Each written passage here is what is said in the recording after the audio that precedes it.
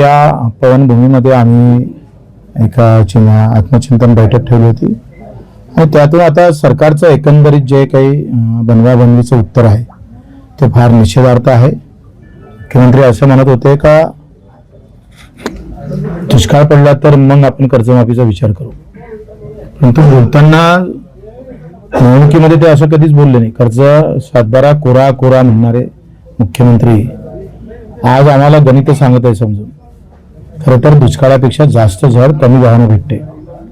हातात आलेलं पीक जेव्हा कवडीमोल मातीनं मातीच्या भावात विकावं लागतं, मुख्यमंत्री महोदय ते दुष्काळापेक्षा जास्त चटके देणारे असतं. याचा अधिक अभ्यास करा आणि पुन्हा कर्जमाफीचा विचार करा.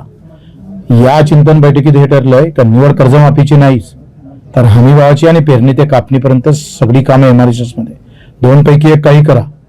एकतर हमीभावाच्या कायदा करा आणि त्या कायद्याखाली सगळ्या हमीभावाची दुरुस्ती करून 50% नफा धरून हमीभावाचा कायदा करावा आणि सगळ्या हमीभावाच्या खाली एकही दाना विकला गेला नाही पाहिजे. एकर कैची खबरदारी घ्यावी, नाहीतर पेरणी ते कापणीपर्यंत सगळी कामं MRHS मध्ये करावे.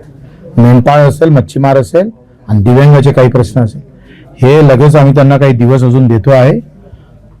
गणपतीच्या काळामध्ये गणपती उत्सव जे आहे त्या काळात फिरता गणपती बसून मराठवाड्यात किंवा नागपूरले पदयात्रा काळाची ते आम्ही ठरवणार आहोत.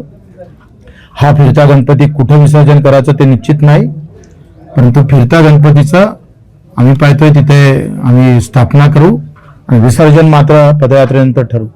त्यापूर्वी 9 ऑगस्टला मोदीजी आणि देवेंद्रजीच्या हाताला काळी राखी बांधून आम्ही निश्चित नोंदवणार. 28 लोकांसाठी सिंदूर यात्रा आपण काढली, ते चांगलंच झालं, पण 6 लाख शेतकऱ्यांच्या आत्महत्या झाल्या. त्याच्या सिंदुराबाबत आपण अजूनही विचार करत नाही. त्याच्या आयुष्यात येणारा काळोखाची रात्र संपली पाहिजे. बियाणं डुप्लिकेट मिळतं, बोगस बियाणं, बोगस औषधी, रानडुकरं, वन आम्ही पाहतो वन्य प्राण्याचा त्रास आणि न भेटणारा हमीभाव हा शेतकऱ्याला खाऊन टाकत आहे.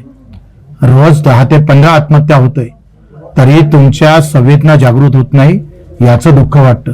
एकाकडे शेतकऱ्यासाठी फाशी घेऊ अशी भाषा बोलणारे वसंतराव नाईक आणि दुसऱ्या इकडे फासावर जाणाऱ्या शेतकऱ्यासाठी साधी चिंता नसणारे मुख्यमंत्री. हा दोन मोठा फरक आहे. हरित क्रांती ते आत्महत्या पर्यंतचा हा प्रवास थांबला पाहिजे. हरित क्रांतीनंतर खऱ्या अर्थानं उन्नतीचे दिवस आले पाहिजे होते. वसंतराव नाईकाच्या हरित क्रांतीनंतर आत्महत्याचे दिवस शेतकऱ्याला पाहावं लागतं, म्हणून हे स्थळ आम्ही नेमलं आहे.